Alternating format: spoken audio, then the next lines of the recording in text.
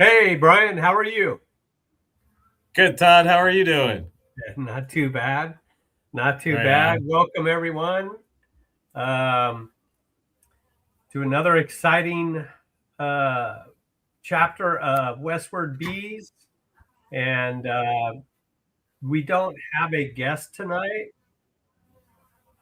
I think I have my mic on, or my sound on the YouTube side. Sorry.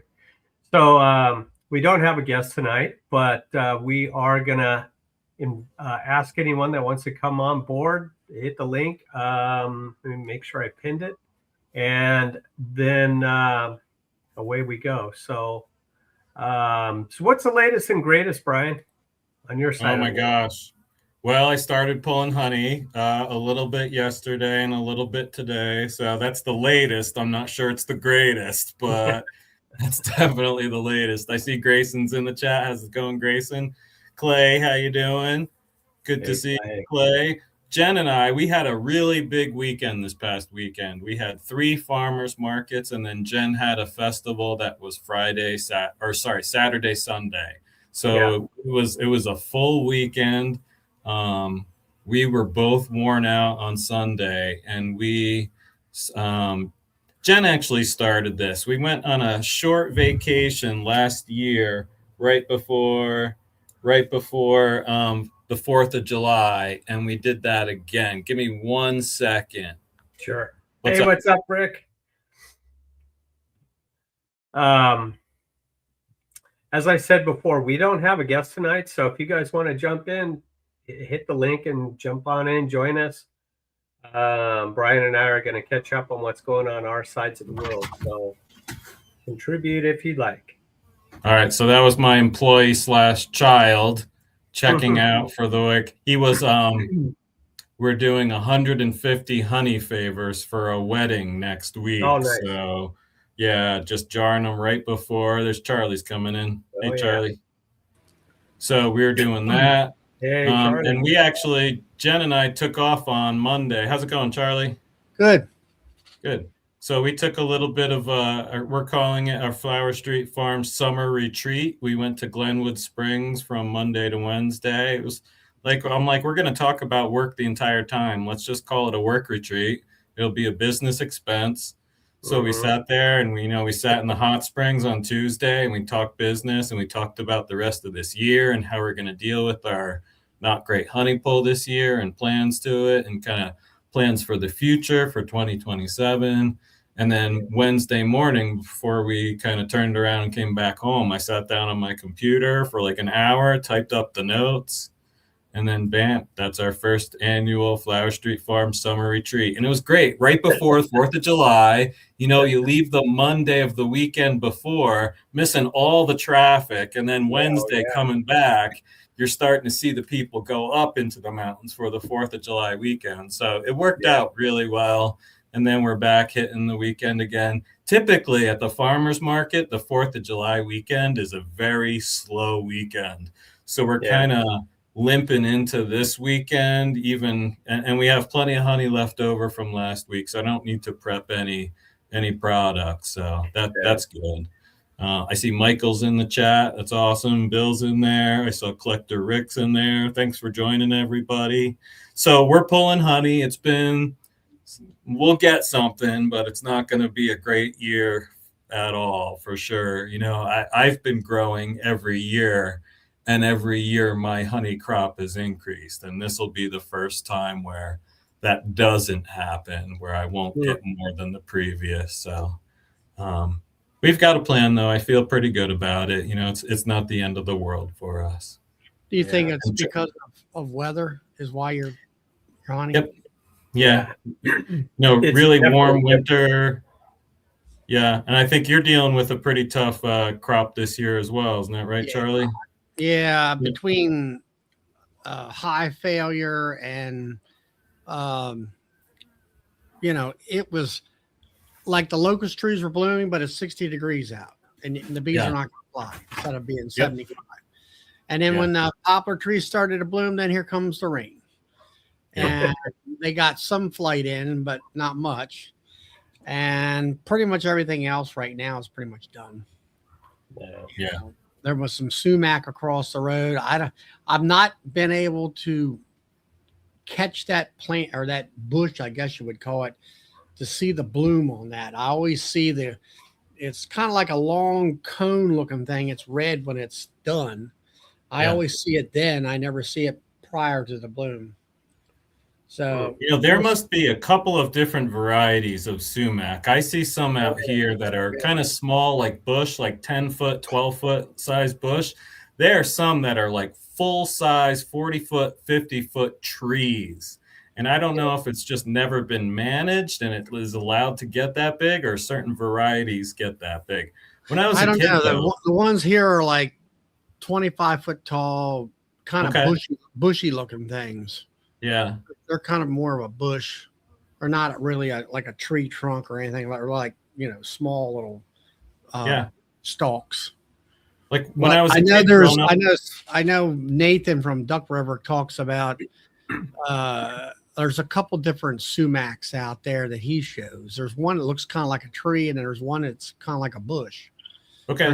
There's a smooth sumac he talks about, and something else. I don't know much about it and all. So I was growing up in New Jersey, sumac was like the weed that would grow through the parking lot. Like it was literally that hardy, and that's how I knew it, because I cut lawns and did landscaping in high school, and sometimes we had like commercial accounts and like cleaning the parking lot or something. Matt there talks about smooth sumac is 30 feet tall, and then staghorn grows about 10 feet, and I must have the stag. There you go. Yeah, because it looks like a horn. Actually, it's kind of like it's kind of like one of them hot peppers. You know how it's big in the top and it comes down to real like a point almost, and that's kind of what it looks like. The ones I see are kind of like cones, almost like pine cone shape out here. Okay, we don't have any of that. And then Oklahoma says they got the small bush is a wing sumac. I think there's multiple names for them. I do know that.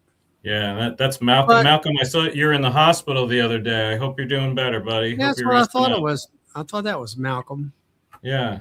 And all that. Hopefully everything went well, whatever it was. But I wanted to talk about the weather just a little bit on that big elephant in the room called El Nino.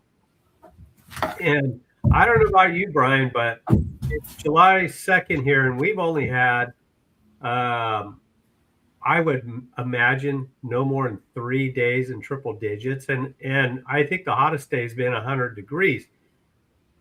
That's not normal here. I mean, right now it should be over 100 degrees. Every 4th of July, last year it wasn't either. Every 4th of July before that, it's 104. We'll see it. It just switched. It went from the west coast to the east coast. Yeah, I think that's exactly right. It moved east. Today and tomorrow, it's running right around 100, 102 degrees. Yeah, and they haven't come out with solid rain models yet, but the early stuff that people were talking about, some of the weather service people, it's gonna hit the southern U.S. Like it'll go through the Southwest, it'll stay low through Texas and eastward all the way to Florida, and it's supposed to just be a gully washer, is what they're talking. And I definitely, the environment has changed this year for sure. Just from the temperature, like this morning, there was a crisp feeling in the air just for a little while, and you never feel that in July. I mean, it felt like a late October morning this morning. Yeah, we had one of those days last week too, and we're like you as well, where we should have had some like really, really hot days by now, and we really haven't gotten any. We have gotten a little bit more moisture. The big issue we're dealing with here in Colorado and Utah now is the fires. There are some fires that are awful. There's one down by John Mitchell, not too far from where he lives. When Tom and Melissa came out at the end of March, Melissa was doing her honey show thing with the one event, and Tom and I went for a hike, and we found this nice little mountain town called Beulah with a little park right behind it. and Beulah is pretty much gone. That town has been burned up because what happens is, you get lightning strikes and then you get the winds that are 100 miles an hour, and there's no way to stop the fire, and it just spreads so fast. So that fire has been pretty out of control. There's been a couple of fires in Utah that have been pushing smoke out by us. So do you guys, that's what we're dealing with. In your forest thickets, do you guys have dead trees? Yeah. There's a pine beetle problem that's been here for about 10 to 15 years. So there's a lot of dead trees. It was all over the Sierras, but most of the states burned down. So that's why we're not having too many fires this year. There really has. It's been quiet. Well, we were in Virginia 3 or 4 years. Well, when you had that flood, one of the places we stayed at, I think it's kind of washed off the side of the mountain. But anyway, they were having forest fires, which is it's unusual to see it for us to see that here in the Carolinas and whatever. And same thing, you have that pine beetle in there, and hey, Brad, and hey, Brad. Mother Nature's taking care of itself here. Yeah. That's what it boils down to. I mean, man's got in the way. Yeah. With towns and houses, but the thing of it is, it's burning and killing this diseased timber and getting rid of the pine beetles, so it to balance nature back out. Just like a colony dying and having those wax moths come in and clean out that comb. The fire is just part of that life cycle of the forest. And that's right. And you're right, Charlie. We've intervened in that process.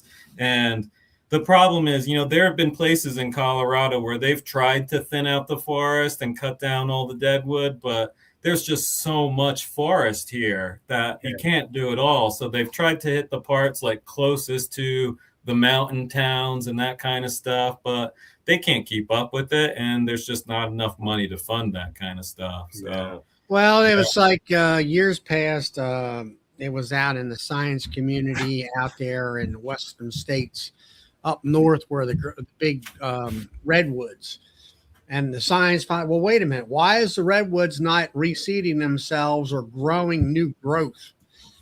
And they found out that their bark has a little bit of asbestos to it, you might call it. And they need a forest fire where the big trees don't get really burnt, but it opens the pods up to knock out the seeds in order for new growth to come on. Yeah. That General Sherman tree up in Kings Canyon National Park is, I could see it if I'm driving home during the day. I can't see the tree, but I can see the area.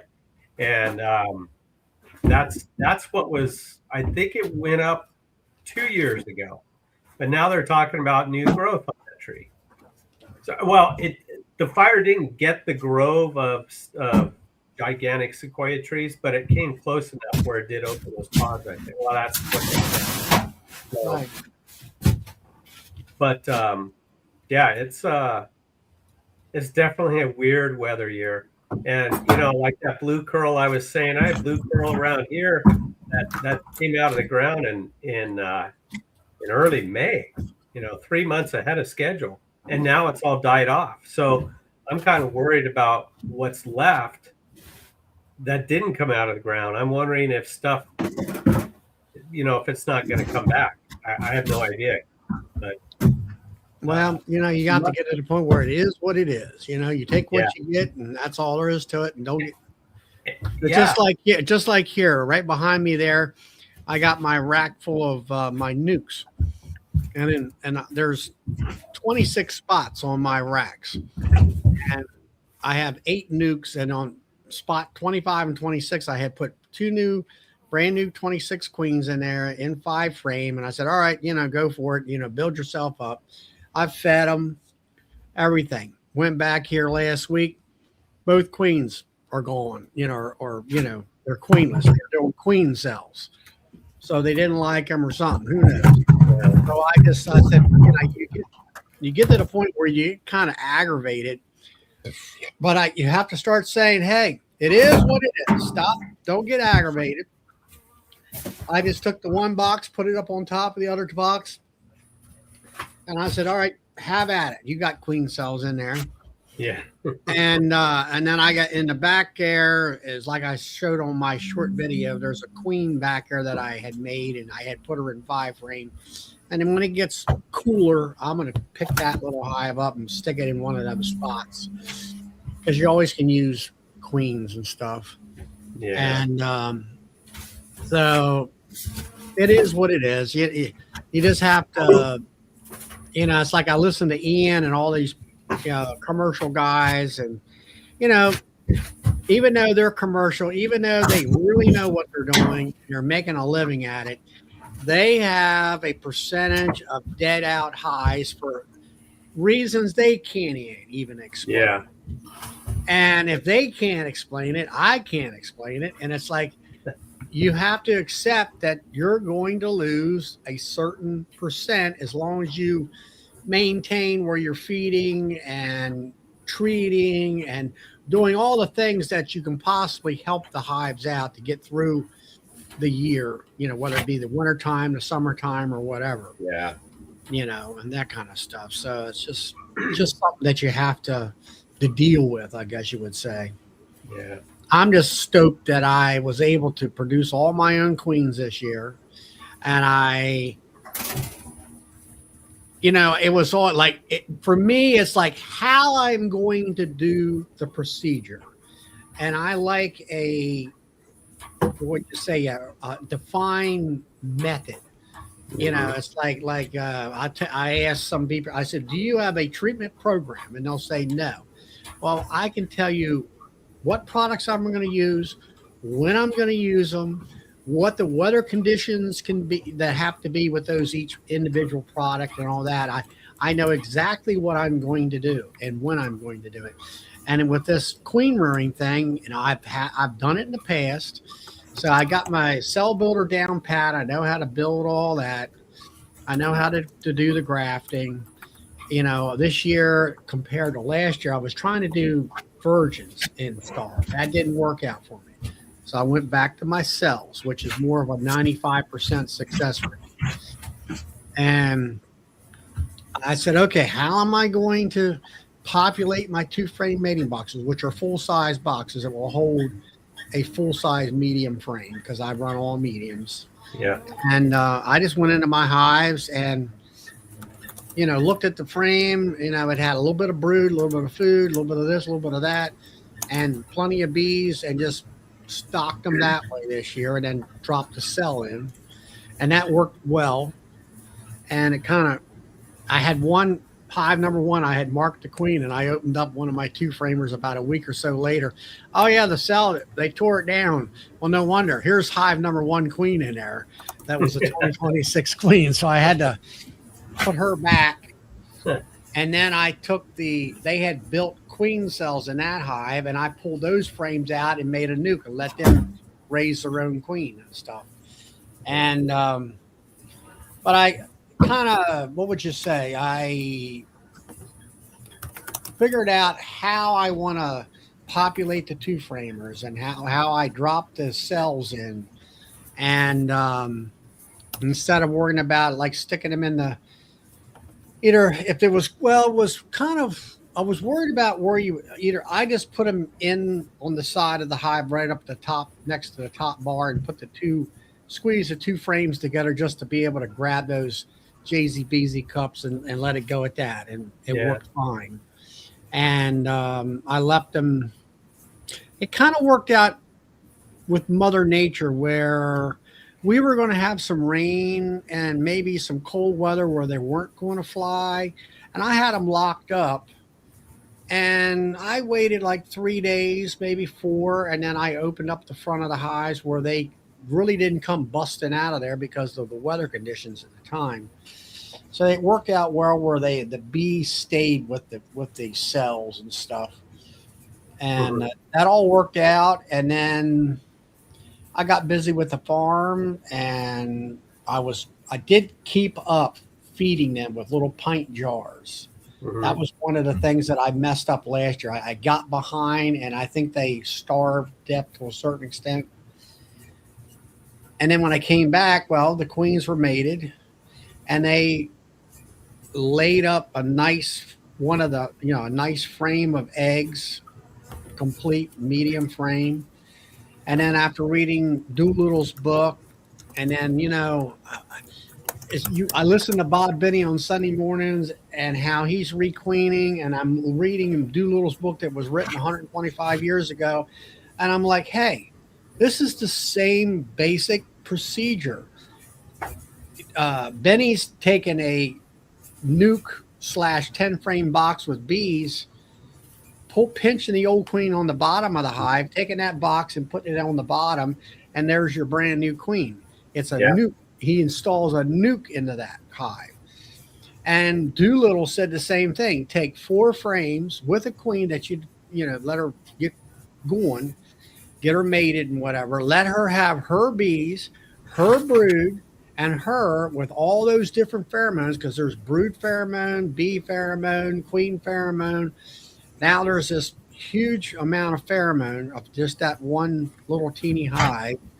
So what I did was I went out there, I found the old queen, I had a 2-frame box there, pulled out the old queen on a frame, put it in the box along with another frame, brought that new girl in there with all her brood and all her bees and stuff, and put her kind of in between the 2 frames, put her into that hive there, and then shook the bees that were inside the box itself. I dumped them on top of those 2 frames.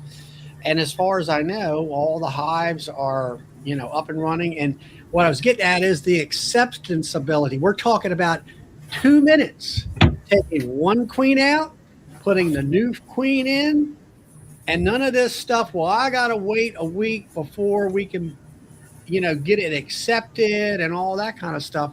It's just the key here is you took a laying queen out, and you put a laying queen back into the hive. And a laying queen is better and more acceptable than a caged queen because of a pheromone thing. Yep. And one thing that Ryan Williamson from Sourwood Farms down there in Virginia, he called me up and was talking to me, and I'll have to get a hold of him and find out where he got his information was. But Ryan said that when that queen hatches out of that cell, she basically has no pheromone, which I kind of knew that. But pheromones start to generate not by days, but by hours. With it, every hour passing, it gets stronger and stronger. And she's more, and I guess you might say the bees in that hive are more accepting of her because it's a small amount of pheromone that they're getting used to. And then he said that they did some experiments, some science folks, which caged queens, the pheromone that puts off is kind of like a pheromone of this is a damaged queen because she's not laying. Yeah. That they smell her in a different way, and that's why it's harder to get a caged queen accepted by a hive than it is one that's on the front. And that might be a reason why they allow her to lay 2-3 days, and then they start building cups, and next thing you know, she's gone. Yeah. So. Now here I put in, 2 nukes there that, that they got rid of queens. They didn't like her. Well, we don't know why. She was a virgin from the get-go, from a cell. So who knows why they didn't like her on those 2 nukes. But that's the kind of information I would like to see out there on some of these conferences where they bring that kind of stuff out, which gives you a much better understanding of what's going within the hive. And maybe some way of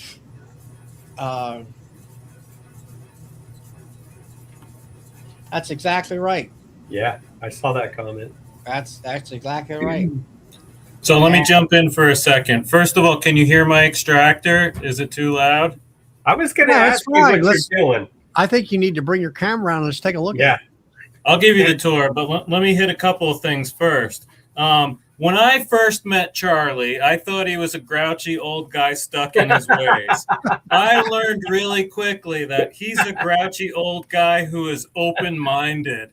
So even though he seems stuck in his ways, he does latch on to really cool new good ideas. So he found, Mark, it is Scientific Queen Rearing by GM Doolittle. This is a classic book. Anyone who's serious about the history of beekeeping should know this book. And you've heard Charlie get this book in the last year and just kind of go off on the things that he read from it. So many of the practices we use today, splitting bees above a queen excluder, grafting, the idea of frame-based grafting in a cell. He basically invented that.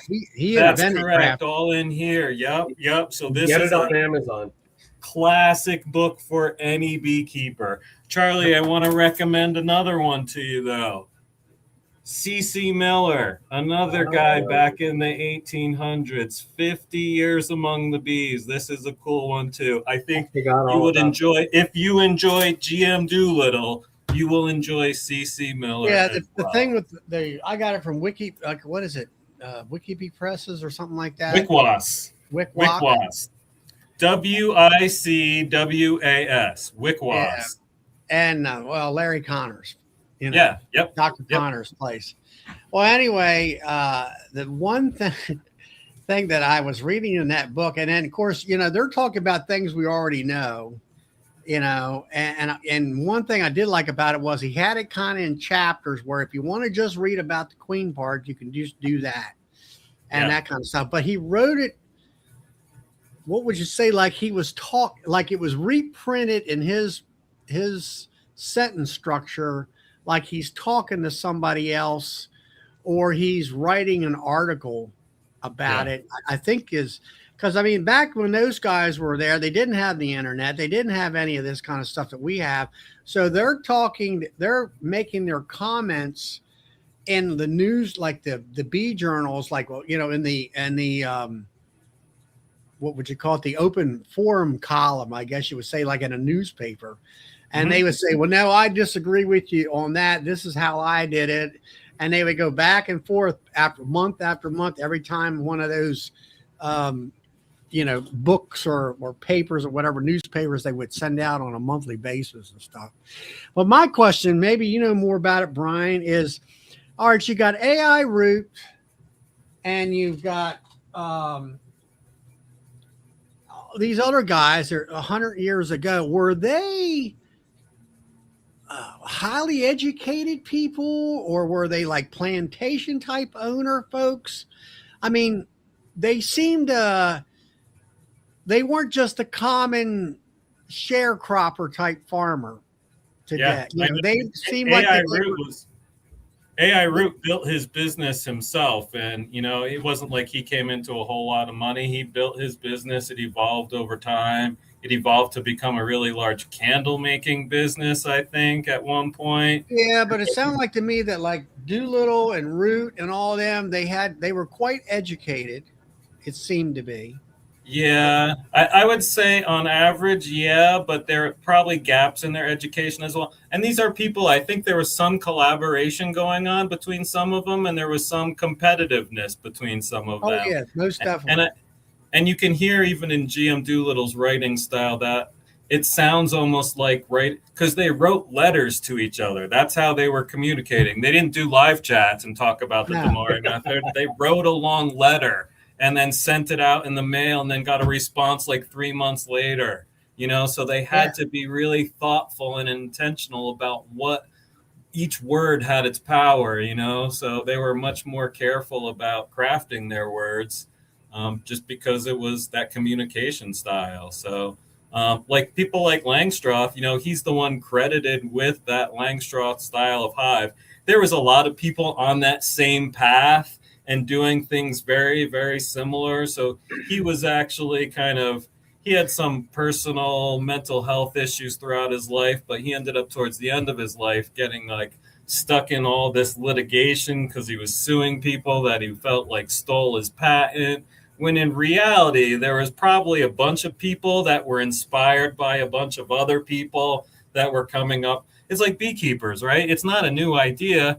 10 other beekeepers have already thought of it because it's a good idea that makes sense, right? Yep. So, and I think that's what was happening as a beekeeping hive style that was replicable and scalable was being figured out back then. I think DC's comment there, beekeepers were an integral part of society for 1,000 years, similar to like blacksmiths and bakers and stuff.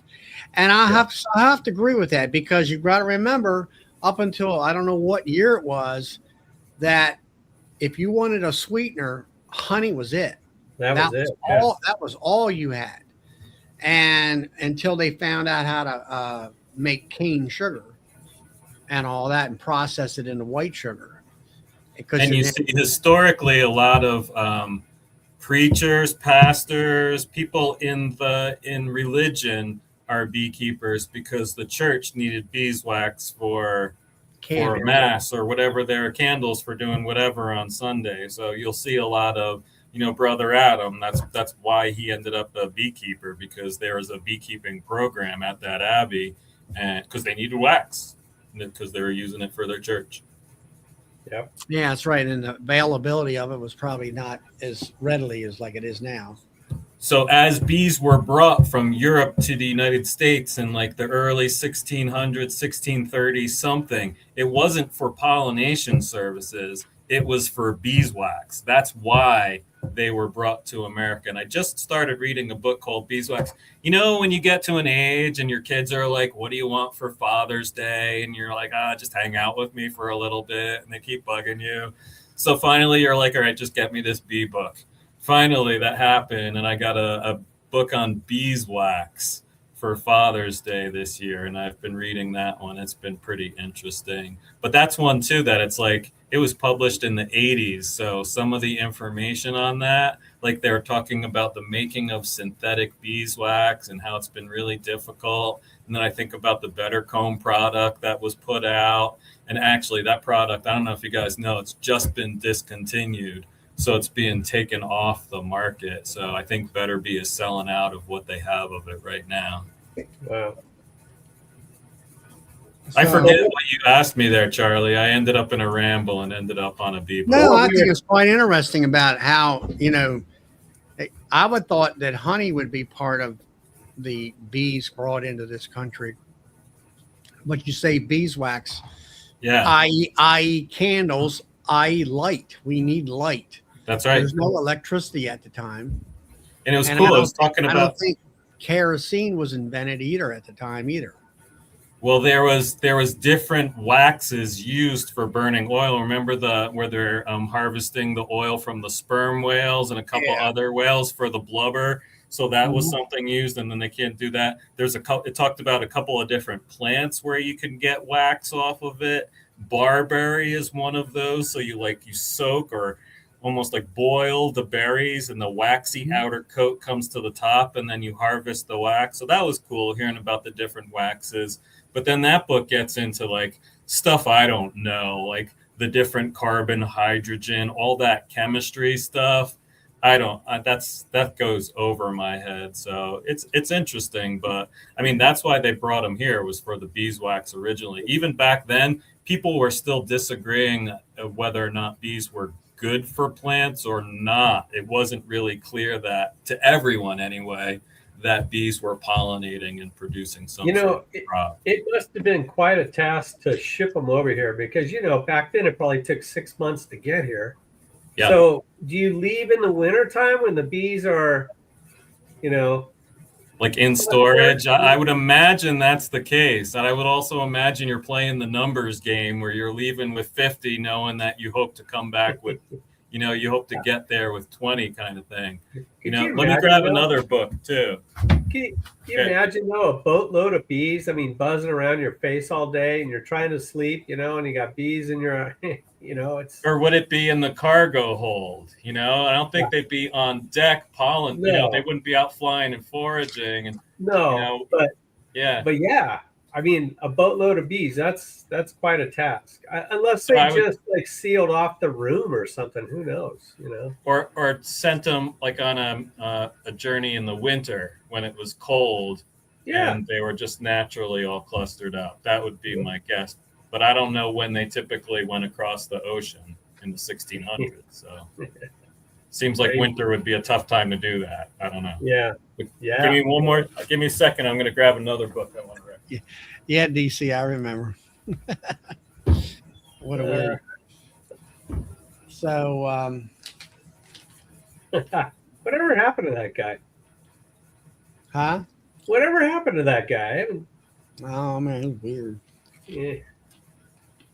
Hmm. Oh well.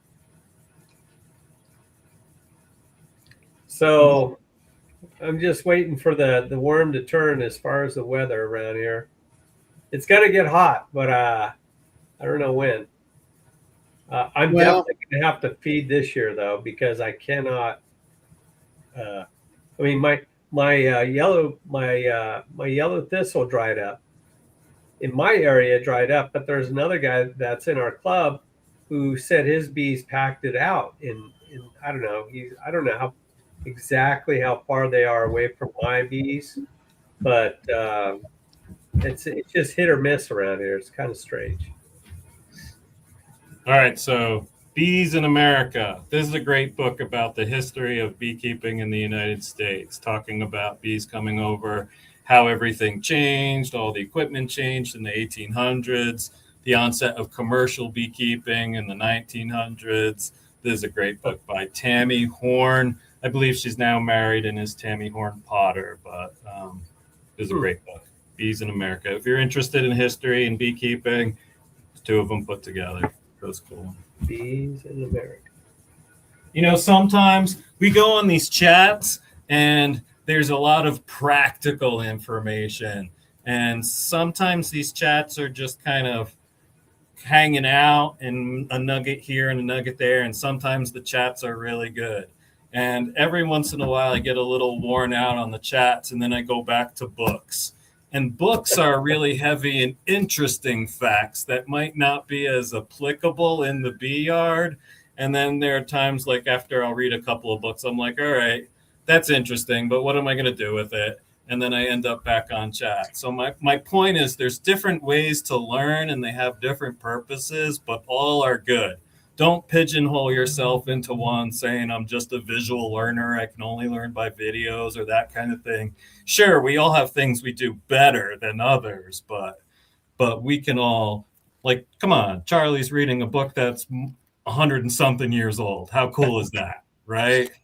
Right? Hey. He's And an all, old and all that stuff. and all that stuff. That's right. Hey, that book, by the way, Brian, on Amazon right now is $9.71 for the paperback. You can't go wrong on that. Yeah, and I You know? know a lot of people can end up doing some sort of book on audio too. There's a lot of on Spotify or Kindle or something like that, where there's a lot of those popular books, at least, that you can listen to on audio.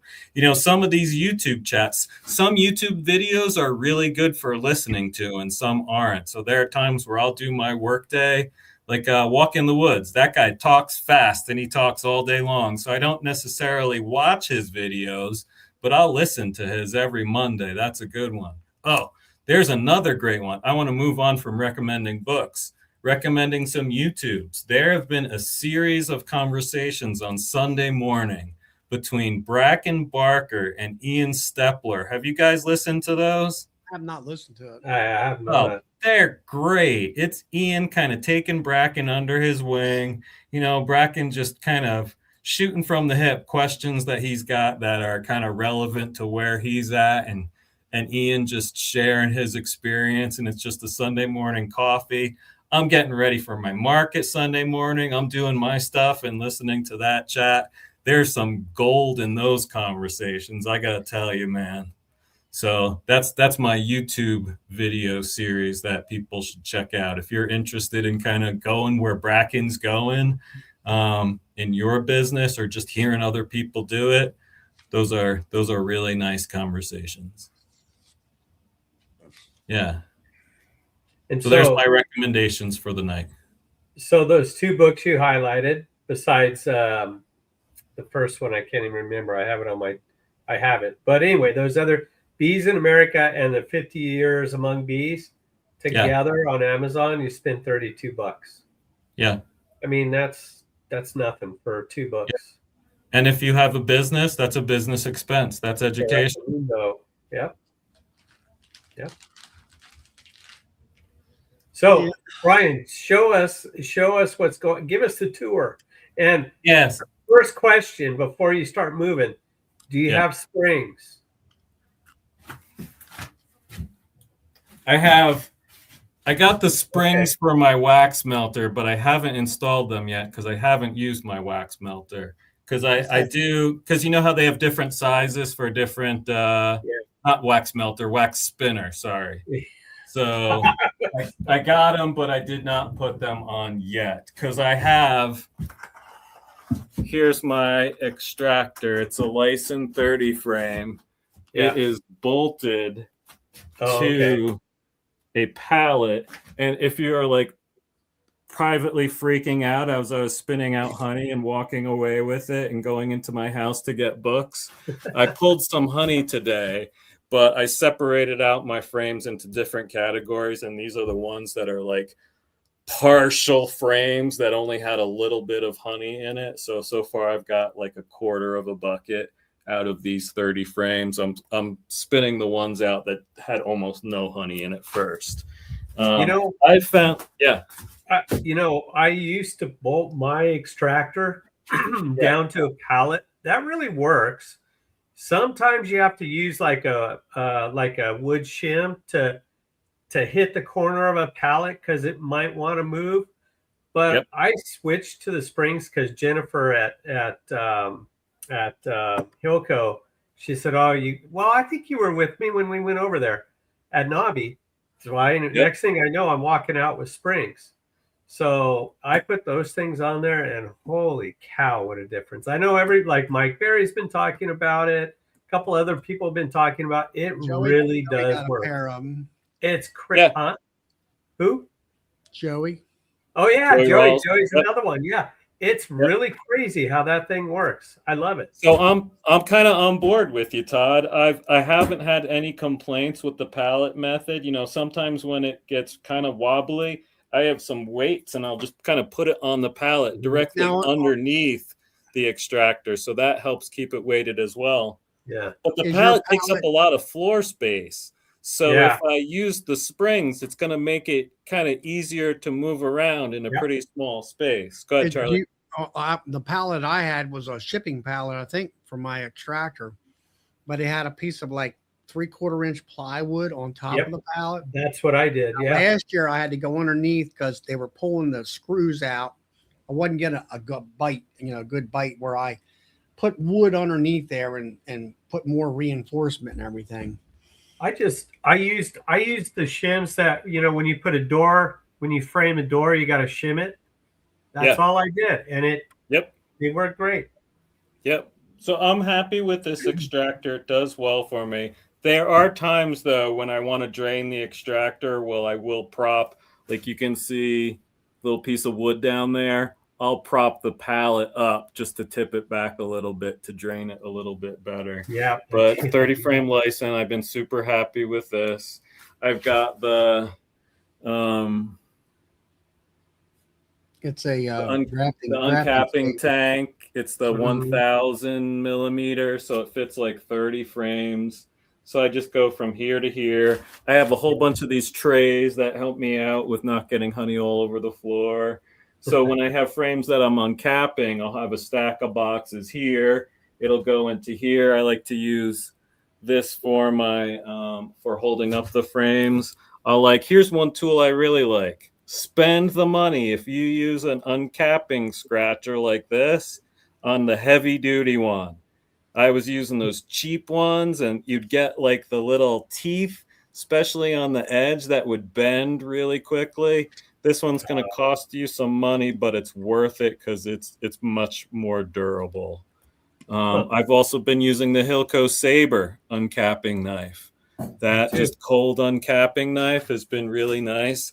I love how it bows. So even if Yeah. it's not drawn out beyond the wood, you can kind of flex that knife to kind of work with it. Yeah.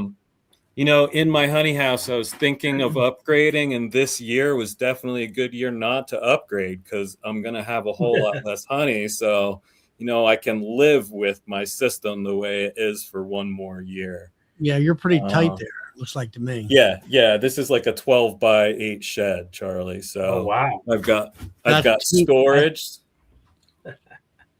So all it is storage. I've got storage up here, a little loft.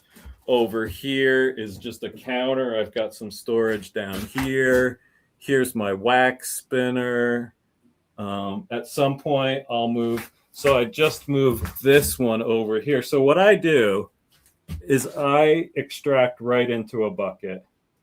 And then I don't like to lift heavy buckets anymore. I don't want to lift 60 pounds. So I have a whole bunch of what I call dirty buckets because they have wax all over the inside of it.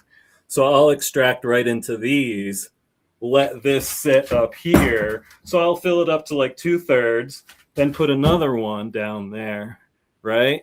And then by the time this one's been sitting here for a half an hour, I can put a clean bucket below, and I use these strainers. Okay. I can do a couple of buckets with a strainer because I've let all the sediment float to the top, and that is a great way to kind of let these go. So I've gotten away. I'm just saving myself the cost of the clarifier and the pump. I'm still lifting buckets up by hand, but more or less a settling. I'm using gravity in a different way to make my life a little bit easier. And that's it. And then at some point when I'm done, this counter will turn into, like, I have a couple of wax melters that are in my garage right now. And here, I'll take you there. I'll show you what I got there. Where did I get the scratcher? I don't know, Todd. One of the catalogs, maybe Better Bee. I buy a lot of stuff from them, but it was either Better Bee or Daydan or something like that. While you're walking, before you start showing, can you talk real quick about the breakdown that you had and the customer service that hopefully it improved from? What do you mean the breakdown? You had of what? I think what was it? It was my creamer that broke down. Yeah. So that's actually inside. I'll take it in there next. So now I'm in my garage where I have, there's a refrigerator where I have all of my creamed honey. I have a little refrigerator there that's a honey warmer that has a bucket of lavender infused honey going on in it right now. And then this is the stack of like full frames of honey that I pulled that I need to uncap and spin. So I pulled 21 frames today, or 21 boxes. 6 of them are like almost empty, but I need to spin something out, and that's where I'm starting. And then these are what I pulled out. I've got the 2 Maxant wax melters. One of them is for processing beeswax, and the other one is for decrystallizing honey buckets. Because you can't, you can use one for both processes, but you have to clean it out really well so you don't get wax all over the outside of the bucket when you're warming up those buckets. So instead of wasting my time cleaning it over and over again, I just bought 2 of them, one for that job, one for the other. Yeah, much so more. I need to, we've talked about doing is building a honey house in our backyard that's as big as we can build it with the codes that we have in our city. So I'm wanting to take some of the stuff out of the garage, take the stuff out of that shed I was just in, put it in a honey house. So now my garage is more functional as an actual family garage and not a work garage. And that shed can get a whole bunch of like storage of stuff. And then inside I have is our honey setup where we've got the, I'm trying to point to, here's just my bottling tank. I've got a Hilco speed fill, but we actually hooked it up to a bucket because I wanted to put different honey in those little honey favors than what was in our tank. And then this is my creamer that Todd was just talking about. I have the Lyson. So both of these are Lyson 18-gallon tanks. That one has the creamer on top of it, which recently broke. Not recently. It was like February. And it took, well, let me start by saying this. Most of the time, I've really enjoyed working with Better Bee. I feel like I've gotten really good products from them. I've gotten really good customer service from them. This was the first time where it wasn't so great. It took a long time to get some feed. It essentially turned out to, they weren't sure to fix it. It was the motor that was broke. It took quite a while to diagnose it. But in the long run, after I kind of was like, dude, what's going on finally? He sent me out replacement parts while I sent my parts in for them to figure out what was wrong with it. So it took like 3 months to go through that process. But once I got the replacement parts, like my market season had already started, I was going back to making creamed honey in buckets, the old school way. Oh, I needed to get ready for the season. So at that point, I was like, dude, I needed this last month.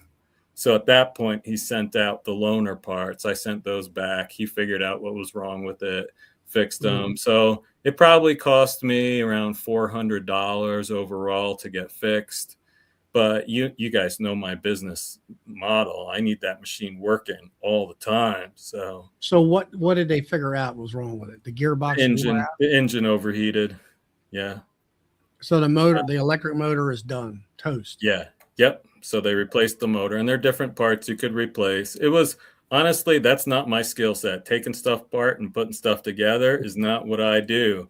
So he's like trying to give me instructions, and they're vague instructions. And part of it you can tell is their instructions from Lyson in Poland. So then they're going through him to me, and you can imagine the information lost within each step there. So it was a little bit less timely than I wanted it to be, but it worked out in the end. And again, overall, I've had a really good experience with Better Bee. When are you getting that new toy you bought at Nobby? Oh, that's another great question. I don't know. What? Yeah, still have no idea. Gosh, it was the end of May where I sent out an email saying, what's up with the timeline? And they were like, yeah, still waiting on parts. So maybe a week or two after that, they sent out like, we know it's been a little bit of time. Here's a recipe or two to hold you over. And in my brain, I'm like, what good is a recipe without the tool to make it? So it's probably time to send them another email saying, what's up with this? Were you paid in full? No, you put a 10% down payment on it. DC wants to know. DC, I bought at Nabby, the company Cream Pal, which is a Canadian company, was selling their miniature model of their creaming machine. They have a countertop model, which is pretty big, which was like 30 grand. They made a countertop model, which is much more in my price range. And they were selling pre-orders for the product that was supposed to be ready. I believe in May, maybe mid-May to June was when they were saying at that point. So are they building these things kind of like what Michael did with technically beekeeping smoker, or what? I don't understand this. Well, I mean, they got those great big ones. It's all been designed and proven out, except for maybe downsizing. Yeah, I don't know. I have no idea. I don't know if it's like they're waiting on parts that are stuck behind the straight, or what it is. I don't know. So I'm just happy. I'm happy I got the other one working, and I'm not worried about it, because that one was going to be my second employee. So I can imagine other people who are waiting on that tool are probably tapping their foot a little bit harder than I am. That's a badass creamer too. It really is. Not if it's not in my house. Well, You know what I mean? at the show, it was Yeah. pretty nice. Yeah. But So we'll see. We'll see how it turns out. I'm trying to be patient. I'm not always the most patient person, so I'm trying to practice it a little bit on this one. Because I can go from nice to like, dude, what the hell, really quickly. And I'm not a person who says, dude, what the hell, nicely. By that time, I'm frustrated and I say it in a frustrated way. So trying to not do that this time. you say, dude, WTF? Yeah. Yeah. So Todd, tell us about your flow. How's it been? Both Charlie and I are definitely going to have a down year. Same for you. Yeah, and like I said, blue curl, I don't know what's gonna happen with blue. And it's starting to come out of the ground in places, but that doesn't mean it's gonna bloom. So, because there's been years where I've seen it where they'll come out of the ground and they'll throw a couple of flowers out and that's it. Yeah. I have no idea. I don't even know if it'll keep growing. The ones here died off and they're not growing. They're not coming back out of the ground. So who knows? And is that the source of your major second flow of your season? No, that's the tail end where that's kind of like when the bees gather that's their winter stores. Okay. And I'll take some extra of it, but not, I won't take everything. But it's going to be pretty bleak. So I was telling you earlier, I'm going to have to start feeding here pretty quick. Yeah. And I think I'll be feeding the rest of the summer the way it looks. So it's going to be fun. So have you started to extract or not? Or you're not even to that point? Yeah, I took I forgot how much I took off in spring. So my spring honey is always orange, right? And this year, it's because of Mother Nature, but peaches and plums and persimmons bloomed a lot sooner than they usually do. And there was a longer gap between that and oranges. So they gathered all of that first. And then when oranges hit, they went to the oranges. And so it's a darker honey this year. And I think it's the persimmon. I've never seen solid persimmon, but I've seen peach and plum when they mix it with orange and it's never dark. So I don't know what's going on this year, but I extracted all of that. And then I was expecting tallow and privet and thistle to boost up some summer honey. It's just not there. It's not there. I've got some hives that have put a ton of weight on, but for the most part, the rest of them are like, yeah, we got a little bit here, we got a little bit there. So I'll find out tomorrow because I'm going to pull what's left. But your spring feet did what they say they did. How big's your extractor? I've got the Max 21 from Hilco. Okay. So that's the heavy duty springs or the medium springs? The medium spring. Well, that's the extractor. I've got the yellow springs, which is that's the light medium. Yeah. Green is medium. Maybe they're green. Well, I don't know. Yellow is light, green is medium, and I don't know what the blue is the other one. Is it blue? Okay. Yeah. I can't remember what color they are, but so did you spin it up full blast like they said? At first I didn't. I was like Mike Berry. I was scared, one night I was out there and I started cranking it, and I'm not kidding you. That thing was going side to side. I thought it was going to fall over. And all of a sudden it just snapped out of it. And it's like, ooh. And then I slowly, started turning it up from there. I didn't know at the time I could just crank it after that. But I've done that before, and it just. So when you were loading it, did you try to load and balance it and all that kind of thing? Yeah. Yeah. So, it's, you always have that one frame where it's just not, the weight is not going to match. And sometimes I guess it's really not going to match. In that particular instance, I was seriously thinking that thing was going to fall over, but it never did, and it straightened up and went like a champ. But I know it's because one of those frames was really light. So Right. I mean, I've had them over the years where I got the 3 spokes as an 18 framer, and I always put the heaviest ones that I feel that are super heavy at the spokes, and then I start going at, and if it's a light one, I put it in the center between the spokes. yeah. And then I kind of build heaviness towards the center of the pie.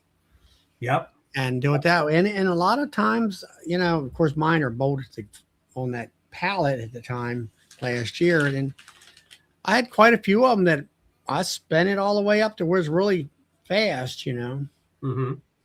But we'll see this year. Oh, you'll like them. So you have the springs. I just got them today. Yeah, you'll like them. You'll like them. Charlie was waiting, but when he started seeing some of the videos about people using it and selling it, he's like, all right, now I see that it works. Because he heard that it's going to save him time. He doesn't have to slowly crank it up. The thing, it's always saved me is the fact that I don't have to drag up a 4x4 pallet that's heavy. Yeah. And I have a porch with a railing. So normally I bring it and put it up on top of a forklift, which most people don't have, and put it over top the railing. Then you got to drag it off. Then you got to take and kind of hump it inside the house. And then it's kind of, you got to walk around it while I'm spinning honey out until I get done. So I seen Mike Barry and Joey and things that I've noticed with Hilco is that give them a few years and let them get the kinks worked out. Then do it. Yeah. Yeah. Because they'll come out with something. John will come out with something that I won't say is completely proven. And there's always, I don't care how much engineering you do, there's always something that you missed or something that you didn't even think about. Yeah. So we'll see. Well, I know he's got that new bottler, that speed fill, the new speed fill. But I bought the version just before it, and man, that thing it just saves so much time. And now this one is basically the same thing, except the screen is in a different place, and it's kind of configured a little differently, and then the screen has different settings, I think, that are a little easier to for me, I'm bottling. I'm not going out to like what Bryan does, where he's hitting 3 shows and he's selling cases and cases of honey. Or at least I feel that's probably what you're doing. And you need to, I need 6 cases this week and 6 cases the next week and 6 cases the next week, which takes a lot of time. I don't do that many. I might do 20 to 30 pounds a week of honey. And that's maybe 10 different size bottles and that kind of a thing. I can do that with my Maxant 1 drip valve and I'm done. I don't need to do the machine, and then it's just like the clarifier. It's like watching Mike Barry's setup. It's a great setup. The way it's got it all flowing and everything, and it's efficient. But you got to be doing a lot of honey, because the first thing you got to do is put 25 gallons of honey into that clarifier. Mm-hmm. That's a lot of honey in order for it to actually work properly. So that means you got to be putting several thousand pounds of honey through that system. Yeah. And then you got to clean all that stuff up. Yeah. And then another thing is when you're talking about like automatic uncappers and clarifiers and all this other stuff, when you get to that point, it's a dedicated honey house. Yep. You got to have. You can't be like Bryan's taking part of his 2-car garage trying to do everything there. It just don't work out. And for me, well, here comes the ants if you let stuff sit around Yeah. and that kind of stuff, you know, like my extractor. I want it, it's like, extract until I'm done. And then I got my friend that helps me harvest honey. He's got anywhere from 4 to 6 hives. He comes over and extracts. And once he's done, it's like, okay, let's clean the extractor out before the ants come in and that kind of stuff. So, Roy asked how much honey loss is there when using the speed fill. I don't really have any loss at all unless it's operator error. So, and then sometimes if it doesn't, if you catch an air gap in the pipe coming from, the bottling tank to or whatever you're using, a bucket or bottling tank, if it starts sucking air, I shut it off, and then I've got to start hitting the button to pour it in there little by little.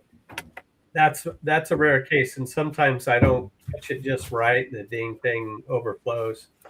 But for the most part, there's hardly any loss.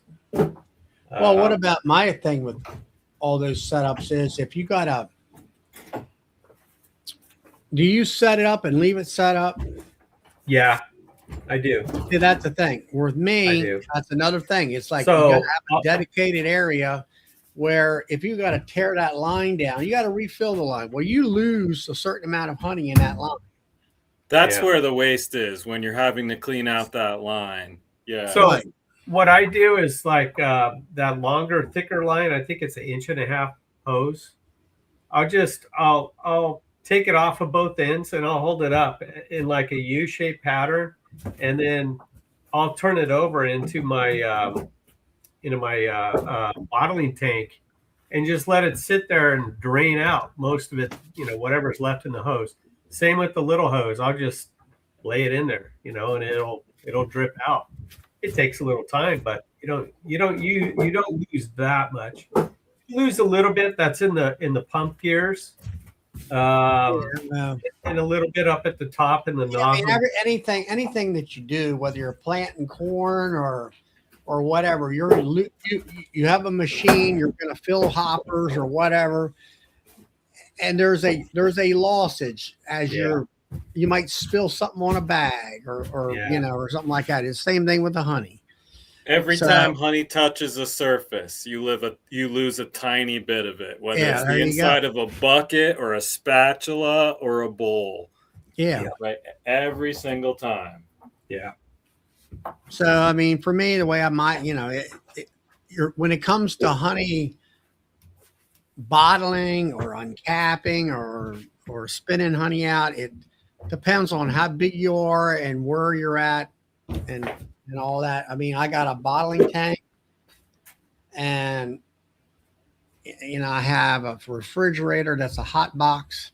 Mm-hmm. So I put 3 buckets of honey in there at a hot box. And then about once a month or every 3 weeks or so, I'll bring up a couple buckets and dump it in my bottling tank to refill that. And for me, the big thing there was that one crystallization. I didn't have a hot box. So when I went from not having a hot box to a hot box made out of a refrigerator, now I could get rid of the crystallization problem in my buckets. And then I was using a bucket with a gate to fill my bottles. And then honey was warm and it would flow nice. Then when I got my bottling tank, I'm like, oh man, now I got a bottling tank on a scissors lift on the back porch up on the first floor. And I'll bring honey up with a dolly across the front yard and into the house, and I will fill that tank up. So I got a nice reservoir. It's kept at a nice temperature. It doesn't crystallize, and it's at a moment's notice. I can bottle anytime I want. without tearing my shoulders up or Oh, anything yeah. like that. I made a nice little purchase about a month ago. I've been looking and looking and looking for almost a year for a soda fridge. And I was able to find one with two sliding doors. Like you go into a convenience store and open the door or slide it over and grab a soda. Yeah. Well, this one has two sliding doors, and it's the regular, it's 6 feet, 7 feet tall, and all the seals are good. I got it from at work we have a like a snack bar room, and the vendor I talk to every once in a while. I'm trying to work a deal with him right now to put honey in his vending machines at all businesses all over town. But anyway, we got to talking. I asked him about, hey, do you have any of these in your warehouse that you want to get? He goes, oh yeah, I got one. Come on over. So I went over after work. I bought one for $125, and we went to Harbor Freight. I got the casters. I got new casters for it. 2 of them have brakes. All I have to do is drill holes in the bottom towards the back, and I can wire in some like reptile heaters, those ceramic bulbs, and I've got the shelving on one side. I have 5 shelves, so I could put tons of honey on a bottle of honey on that side. The other side, I could stack easily 4 buckets. And so in the wintertime, I'm not having to worry about warming up buckets and worried about them crystallizing, because I'll put my ink bird in there or whatever it's called and regulate the temperature. And That's what I do. That's what I'm doing. I got that refrigerator. I got 3 buckets in the hot box all the time. I got 300 pounds of honey in my bottling tank that's jacketed, and I got it on a scissor lip. I jack it up. I sit on a chair. I bottle with my manual lever. I'm done. Lowered clean the spout off, lower the bottling tank back down to lower position to save the hydraulic cylinder on it and all. And it's all you need, And I just thought, I'm sorry, Charlie, go ahead. Well, I mean, what I'm getting at is it's like with Bryan and you and me, it's about trying to make each little step a little more convenient, a little less work, not as hard on our bodies, and a little more efficient. And like, first, you don't have to worry about crystallization because you got a hot box. So you get that out of your worry problems. And then you get a bottling tank. Well, now, you either can do a manual bottle like me, or now you got that pump system, and you can go over there, pump, multiple cases of honey whenever you need it. And everybody, the folks that are doing, I'll say 4 or 5 buckets of honey in a year, they did the same thing I did when I first started the first year. I bottled all my honey up, and I'm like, no, that's not what you need to do. You need to bottle up what is selling, and keep it in those bottles. And then, of course, when you have either a hot box or a bottling tank that's heated, and you don't have, if you put it in a bottle, it can crystallize on you. Then you got to still have a hot box or something. So you learn how to take and, make your process a little bit more efficient all the time. But it's also a constant negotiation between like your space, right? What your space can allow, as well as cost and benefit, right? So like I could choose to buy a clarifier and a pump, but I know I'm kind of at the max of where I'm at, and I'm just going to get smaller from here. If I knew I was just going to grow from here, it's not even a question. It would be a good purchase.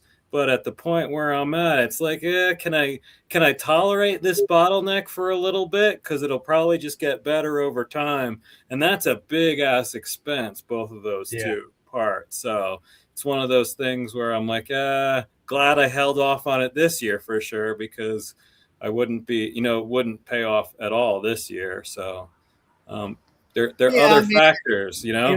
yeah, that's the thing. It's like your size of your shed and stuff like that. Yeah. I mean, I think that, in my opinion, your shed is more important to be upgraded than a clarifier or anything else. It would 100%. you're going to make your general life of as a beekeeper a much more efficient and less headaches. It's like, Bryan, do you have a company called Tough Shed up there? Yeah. SHED, people. I didn't say the other word. So yes. No, I know what you mean. they have some nice sheds. That, I mean, maybe the cost of that kind of, instead of you building it, saves you time. Maybe not necessarily money, but you can utilize it right away. Well, this is one of the outcomes of our summer retreat. We agreed that this is what we're going to do. About a month ago, no, maybe about 2 months ago, I had a whole bunch of extra nukes, and I was like, I don't know where to put all these. I got extra bees. I need a place to put them. So a couple of the places where I have bees already, I reached out to them and said, can I put a couple more bees there? One property said no, but talk to these people. They might be interested in having bees in their backyard. And I was like, I don't need another backyard. I'm looking for more colonies in one backyard. But there's something about this opportunity that I was like, all right, I'm going to talk to the lady. I'm going to go out there, and because there's a couple of things that could work. I go to the backyard, and she's showing me the property, and she's showing me the trees, and I'm not listening to her at all, because there's like this studio building in the back corner of her property, and I'm looking at that, and I'm like, tell me about that. How did that get there? So like this lady, this is in Golden, which is like 10 minutes from my house. She doesn't live there. Her daughters live there. But she's a hairstylist and has a little studio in the back where she does hair. So she lives out in the country, a mile and a half away, drives in and does hair. But occasionally her and her husband will stay overnight in this studio that he built in that backyard. And I'm looking at this building and I'm like, can we go in there? Can you show me in here? So long story short, this guy built it himself. I'm going to call him up and see what he can do, because he built the biggest thing he could in his backyard under code. And it's got electric. It doesn't have water. It's exactly what I need. I'm going to call him up. I'm going to take the tour of his and be like, this is what I want to do with this. How can you put this in my backyard? So Charlie, you're absolutely right. That infrastructure, because that's the clarifier is going to solve one problem. That infrastructure is going to solve multiple problems that I have. That's what I say. The infrastructure or that building is not the clarifier. The problem is about this big around. Yeah. Yeah, but that building is that big, and that problem is that big, and that's the one problem you need to get rid of. So you guys committed to building it and not having a already built shed put on your property? Trying to get in there with it's probably the problem. Well, yeah, that could be the problem. I don't know. I know, Bryan, I've seen some videos. You got like privacy fences around you and from your neighbors. I was imagining it being like right in the front of my backyard. So although it might be a little bit like I could probably figure it out how I could back up my truck to right on the side of my garage where the boxes go from maybe 10 feet. But I was even imagining like something like cement paved. So using a dolly. So anything I'm going to have is going to be on wheels to get from my truck to that thing. Yeah, that's like with me with my honey. When I bring it from the basement to my back porch, I dolly it out from the bottom, the drive-through basement door, go around the driveway, up the sidewalk. Now I do have 3 little steps I got to get up into the front porch, and then it's a 45-pound bucket, so you can jump it real easy. Yeah, it's not a real high step either. and then you go across the porch, and then you go through the door, and you're there. But I didn't have to lift or carry anything. Yeah, I knew a guy who he had his whole extraction set up in his basement. He had to bring all of his boxes in his house down the stairs into the basement and then bring all of the buckets and empty boxes and everything out. And I was like, this is exactly what I don't want my system to be like. Right? That's If a pain in anything, the if ass you can all bring kinds it- around. I don't know how the house is laid out, but if you can stick it out to where it's kind of on the edge of your house, past the edge of your house, where you can back your truck right up, where you got either a sliding door, a roll-up door, or whatever, or an open door of some sort, where you can go right from your truck right into that room. And I'm not sure that's going to happen, but that would definitely be ideal, right? That ability to pull back right back up to it. But it'd be sweet. Well, it will be sweet when it happens, because that's going to be one of our big things for next year. So I'm excited about that. It was like Mike Barry was talking about. He looked at a licensed hand crank like Bob has one. Bob Walker had. I'm like, no. If you're going to go that far, you might as well go Yes. all the way and get yourself a completely automatic like Tom and Melissa. And those were some of those videos. He must have put those videos out right at the same time that I went and looked at that place, because I was thinking he was talking about the size he had and the design of his honey house, and that was getting my wheels spinning. He's at 12 foot, and he said, I wish I'd had it at 16, but 24 or 30. Yeah. And most likely, I would say you would like something like a 24 by 30 or something. A 16 sounds like a lot, but it ain't a lot. You need maybe not so long, but you need more like a square box, a wide, where you have an alleyway that you can walk up and down and move things up and down the building. Yeah, I look at Nathan Coleman's got that shipping container too, and he's got everything on both sides of it, and a narrow that would drive me crazy. And I know that's his temporary, like that's not going to be his situation forever. But the thing of it is, I don't think it was temporary when he had it started out, because to me, I looked at that thing and I'm like, my gosh, the amount of work that you're putting into that container, insulation and this and that and all that. And like you say, now he's got it so jam-packed, it just ain't big enough. Well, it's about time for me to head out. Yeah, it's about. I think we'll cut out a little early. Any last words? We'll start with Bryan. Gosh. Well, our dearth is on. Yeah. Robbie. Not yet, but I mean, it'll definitely happen. Here's a question I have for you. I'm pulling out these wet frames. I'm filling up my boxes. I live in a place where, Charlie, you have plenty of property where you can take your boxes far enough away from your colonies, and it feels like your bees are foraging. Oh, yeah. Where I put them out in my yard, and my colonies are 400 feet away, or, at least. I do not have that luxury. I can put my boxes out, but it's in a place that's close to all my other colonies. So when they're done with those boxes, they're going to start circling around and looking for what else is around here, and that will lead to robbing. So what I've been doing is I've been having colonies in my backyard clean out these wet boxes above an inner cover. But they still end up not cleaning it out completely. So after I pull them off a colony and put them on the side of the shed on the outside. How much property you got in front of your house?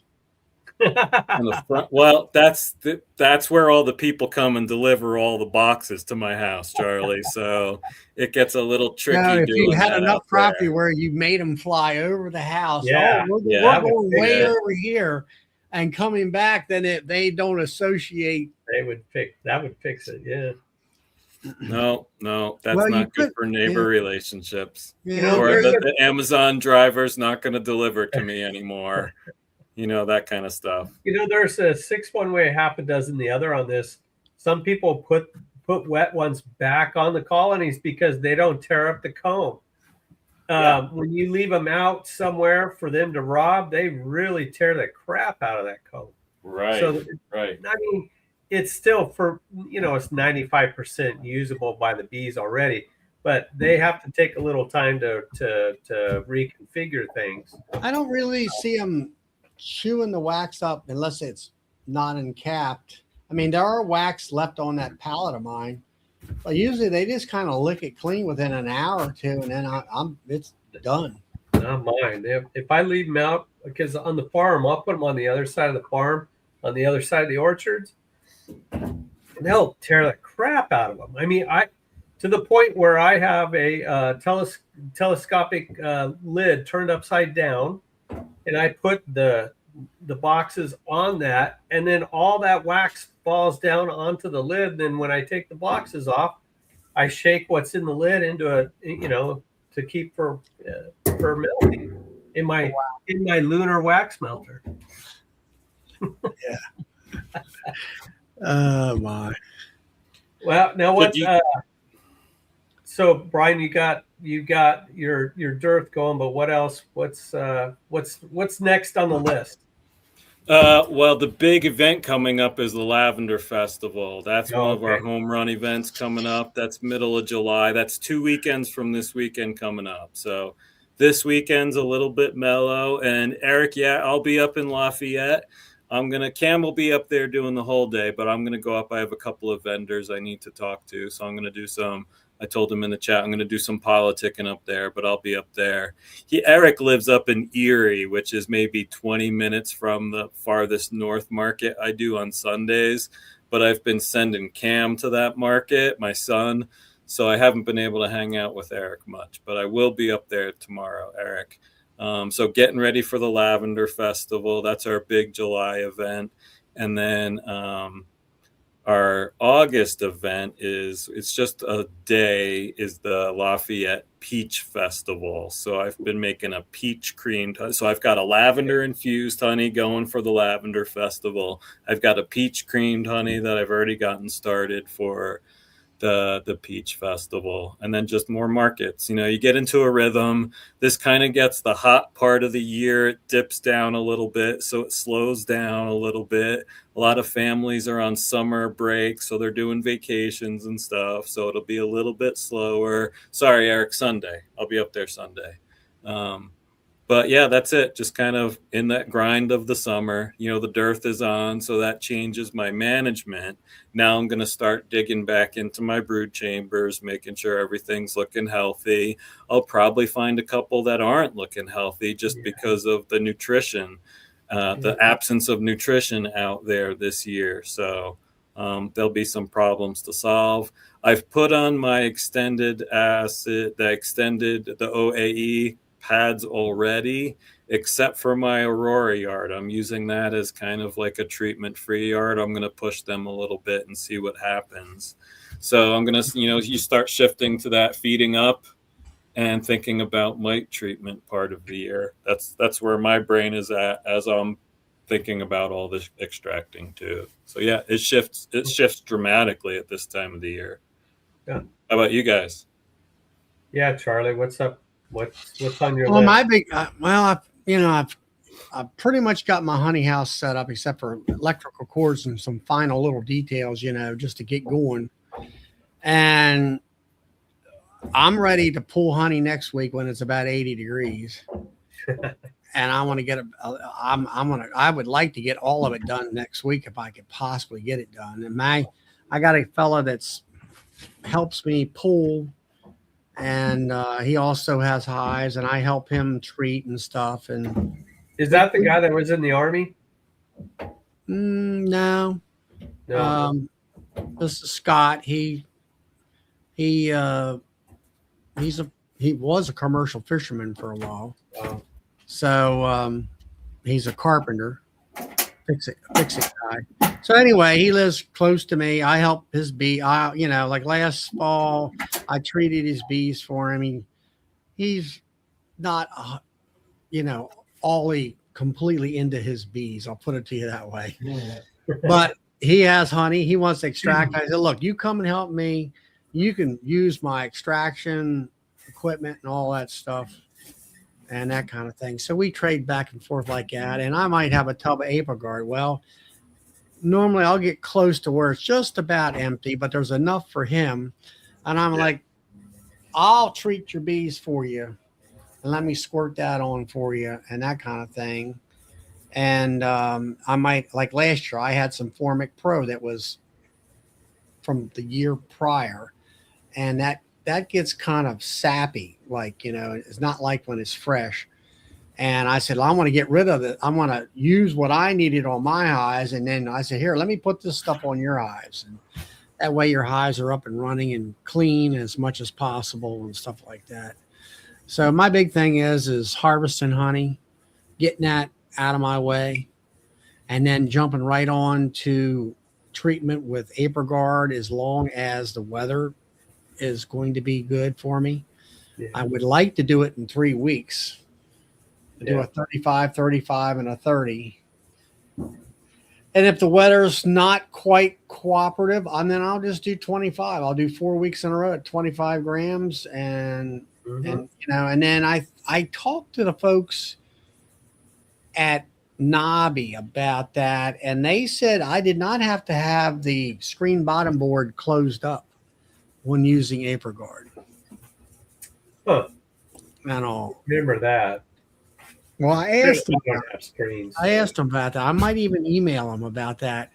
It's not Apricot is sort of a fumic, but it's also a contact product also, where they actually want them to go into that pile of goo and track it throughout the hive. Yeah. Right. And stuff like that. And what I will also do different than I did last year is I will be feeding them while I'm giving them that medication. Even, you know, just like Bob Benny does. I want her to continue to lay and be strong and all that. So that's my game plan for right now. And then come September is Formic Pro. And then come November the 1st is when I'll start OAV. Yeah. And all that. And hopefully in 2027, we'll get extended release strips from Easy Ox. I'm excited to try those. Me too. I do have some here that I could try this year, but it just ran out of time to get them on. So, and I don't know. I mean, I am participating in the National Honeybee Survey also this year. Oh, you are this year? Yeah, I'll be doing that this year. And she'll be coming out the end of August. And that kind of stuff to test. Yeah. So I get, you know, my mite treatment. And with me doing OA throughout the winter time, you know, as much as possible, you know, every 2 weeks or so, my bees are pretty clean, you know, when it comes springtime. Yeah. And they're pretty clean through the honey super time. And then I found through using the National Honeybee Survey, what you do in July, August, you will see the results of it in October. Oh, in the fall. October of that same, you know, when you do OAV, when you're doing it in the 1st of November, you will see that you have little to no mites dropping out of the hive on your little screen board because you did what you did 4 months prior to that, you know, and all that stuff. So that, I mean, that's definitely an eye-opening situation there when it comes to that type of stuff. Yeah. So, well, I don't have too much Todd? to do. It's a different year, so I'm going to have to feed. A little side note on the feeding thing. I went to Date Ant, and a bucket of 2 to 1 is $5.50 a gallon. So it's you know, it's roughly $5.50. Hang on, it's yeah, it's $5.50 a gallon. So it's, I don't know what, $26, $27 a bucket, something like that. Either way, if I make the equivalent, well, first of all, I take that bucket and I break it down to 1 and 1. So I'm using half the bucket. I fill the rest up with, and I make 2 buckets out of 1. If I go to Walmart and buy sugar, and I can't remember how it works out, but the difference between both of those is 16 cents. And I'm like, it's a no-brainer. I'm not going to sit there and mix sugar all day when all I have to do is empty one bucket halfway, fill it up with water, then fill the other bucket up with water, and I just keep doing that. So that's what my feeding plan is going to be this year. So can I ask clarifying questions? Yeah, yeah. You're physically going to the Day Dance store and getting a bucket full of syrup there? Yeah. And is there, like, you can do 1 bucket, you can do as many, like, what's that yeah, like? Yeah, they have the commercial guys go in there and fill up totes. I mean, they have a humongous, they have like I think it's a 200-gallon tank, something like that. Okay. I mean, it's a humongous. Is it like a gas station setup where you drive your car up to like a pump Yeah, and you load up? Yeah, actually, you drive around the building into the back. That's where the tank is at, and Okay. they'll load whatever you have. Okay. So, and for me, Daydan, from my house, Daydan is 10 minutes away, so it's really convenient. Yeah, it takes just as long to go to the grocery store to buy those bags as it does to buy it already. It really does. It really does. Yeah. So, I mean, 16 cents either way. If I'm saving 16 cents by making it versus the bucket thing, I'm going to do the bucket thing because that's a lot less time involved, Yeah. So, That's awesome. So anyway, that's what I'm going to do. I'm going to use my experimental feeding additive right now. And, since I'm feeding them, I'm going to be adding some secret sauce to the mix. And what else? I'm going to be pulling, I'm going to be breaking down some boxes. Some hives I've got 4 deeps on because I still have deeps as supers, but I started this year making or I bought some mediums, so they're not really drawing that out that much. So I'll just take the mediums off, but the extra deeps, I'll spin those out, and then I'm going to have to start storing them. So I'm going to have to start spraying them with Hygienic Boost and get those put away. That stuff will protect it between right now and the end of fall. So I'll have the wax moth part covered. And then that's about it. I mean, well, like Charlie, I'm going to be using ApiGuard, and I'm really set on doing it 4 times a month instead of twice or 3 times. I think it does it better because I'm getting 28 days of coverage, and I'm making sure that I'm over that 21-day, 24-day brood cycle. So I like how the 28, 30-day works out for me. So that's You mean as far as doing a 25 gram? Or yeah, the 25 4 times. Yeah. Well, I mean, to me, I think you don't have to worry about the temperature is bad. Yeah. Yeah. And you hit it. And one thing I did notice is within 2 to 3 days, they have completely cleaned that card off. Yeah. Yeah. Some of my hives will start chewing it up. Like I'll go there. Oh yeah, I had that too. They were chewing the mylar off the darn card. Yeah. Half of it's gone by the time I get back to it, and I'll leave it in there through the whole period. And if I have to, and Matt, I think he already left, but Matt just spread it on his top bars last year. So he didn't even use a card. So I'm just, if they, I'll just maybe that might be a good idea. Yeah. So, I'll use whatever. I got a question there.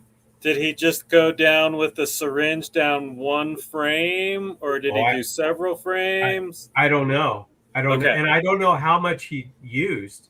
I don't know if he used 25 grams or milliliters or whatever it is. Grams. But he did put it on the top bars. So it worked out for him. Now, I don't know about the plastic. I don't know what it would do. I wouldn't put it on plastic. I just wouldn't. But wood, why not? That's a safe bet right there. But other than that, after I'm done treating with mites, Well, party's I'll over. tell you what you could do. I mean, like I got some wooden blocks out there I use occasionally to block things. I know what it is, to block up the hole when I'm insulating for winter. Yeah. It's like, well, if you buy yourself some 1/4 inch plywood, Luan, whatever you want to call it, you can make little squares yourself, and that way they True. can't chew it. Just Sure. and then it's reusable every year. Well, that's true too. Yeah. Well, That's- I feel this way. This year I have experience with it last year, and now I feel more confident and more, I'll say, safer. I understand when I can do it, how I can use it, what to expect, and what to expect from the bees on how they react. So I love using it. It's I awesome. feel more confident with it this year. I'm glad you're using it because it's there's really nothing to it except for the temperature, and that's all you have to worry about. The biggest complaint I have is a syringe. If they could come up with something that Oh, would suck it up better and apply it better, that would be the best thing. sometimes it gets hard to draw that syringe up, but And it's like, I'm used to pulling drugs up, like out on the ambulance. So like, okay, let's shoot the air out down into the hole and then pull it back. And sometimes it works, or then you get a vapor lock. yeah. You got to shove it back down and pull it back up, and then it'll draw. A tip for those guys out there that want to use it or have been using it, and your syringe, the numbers start fading away. Oh yeah. And it's brand new. Take a piece of tape and either make one side of the tape the line you want to bring it to, and that way, if the ink burns off, I had that problem for sure. Yeah, By the time you get where- using it for that 1 year, that ink is cold. And you know what? I save those things because there's nothing wrong with them. You just put them in water, let them water out for a while, and then dry them out. Well, I think what I'll do this year is, as you were just thinking about that, I said I got some nice black Gorilla tape.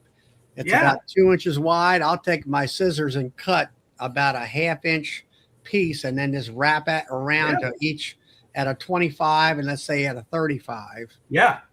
Yeah, that's another thing you could keep. If you saved your syringes, you can have one that's 25, one that's 35, or whatever you want to do. That's a good idea too. So, yep. All right, well, folks, I gotta go. yeah, it's 11:45, Charlie. Thanks so much for being on. I know it's late for you thanks over for there. coming on. Well, it's for Good me. talking. This is an unusual week. I had some medical procedures yesterday, and I didn't have to work. I was after being put under and all that stuff, so I didn't go to work. So I rested up yesterday. Today, my brother had went for the 4th of July weekend, and it was so hot out that we worked this morning, and this afternoon we kind of stayed in the air for a few hours, and all right, told my help, let's just go on home. I'll put a sign out there. If somebody shows up, call me or come to the house. Yeah. And I think tomorrow is going to be one of them things where I think we're going to work about a half a day, and it's going to be hot, and everybody's on vacation, going someplace. They're not coming to the mill. And, at least I don't think they are. And that reminds me, are you going to have a show tomorrow night? I am. Yes, I will be on tomorrow night, every Friday night. I'm diligent about that. I don't, but yeah, it's going to be hot tomorrow, and then Saturday I'm off, and I've just what would you say? I'm a lot of times I'm really tired. I just can't come on the show at night. I'm ready to go to bed. Tonight it was like, okay, my energy level is up and running. Let's go. Yeah. And I haven't seen you guys lately, so.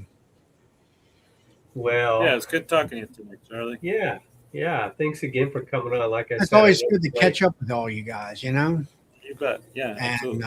And it's kind of interesting how all of us are sort of like in the same boat as far as honey crop this year.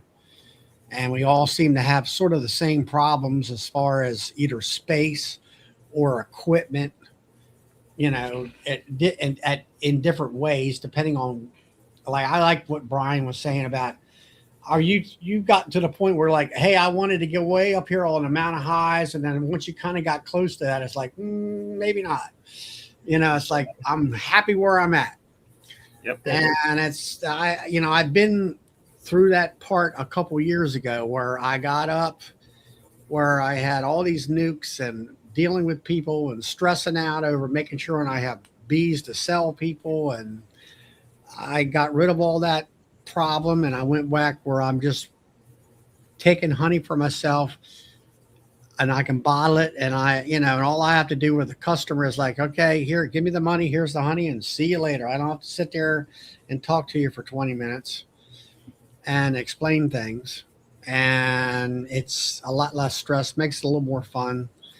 And I'm down to, I like not to be no more than 26, which is all of my racks are completely full at that number. But some days I feel like, man, I wish I just had 4 hives. I just get to that. You get tired and you just get like, man, and I'm like, right now I've kind of rejuvenated here recently because of maybe some days off and different things. And now I'm got my energy level back up, and I'm like, okay, let's get this honey extracted, Nice. because I'm ready to do the next step, which is put the shims on, put the apron guard on, put some feed on. Let's get that. Let's keep on. I'm on a timeline here because, time for me is marching real quick. I want to be able to get one product done come after Labor Day weekend, I believe it is in September. I want the next product on, and then come November, I want, start blowing smoke. So, and I've got my B-Tech smoker, and I love it. Yeah, me too. Let's talk about that tomorrow Yeah, night too, because I wanted to have that conversation, but we definitely need to wrap up. I kind of forgot about it, and I want to get back out on and getting some. I've been so tired, and work, and I need to get stuff done, and it's like I just don't have the energy to film. And now I feel like I got energy to film. I went out there with my camera yesterday after the procedure, and just kind of did a quick update with everything, and try to keep people interested in me and stuff like that. And but the B-Tech smoker, let's talk about that tomorrow night. That's cat's me definitely enjoying mine, but still learning about it. I'll just put it that way. Yeah, a lot of folks. We'll talk about it tomorrow, but there's a lot of things we can talk about on that. So there's still 30 folks hanging in with us. Thanks, really appreciate that. Join Charlie tomorrow night. We'll keep talking about the Tech Bee Smoker and what else is going on in the bee yard. Remember Joey Rawls Saturday night, Tim and Hannah Gunline Sunday. You all know. It's all the same, folks. You all know the routine. We'll see you on the next chat. Todd, thanks, Charlie, have a great night, guys. The next date for us is July 16th. Yeah, I'm good for that. Cool. All right. Perfect. All right. It'll be on my chat. I'll try to find a guest for it. All righty. Yeah, it will be on Flower Street Farms channel on YouTube. So. All right, cool. All right, everyone. Right. Bye, everyone. Have a great night, all. Happy 4th of July, everyone. Talk to you guys later. Bye-bye. I'm not pushing any buttons at this point. All right, I will.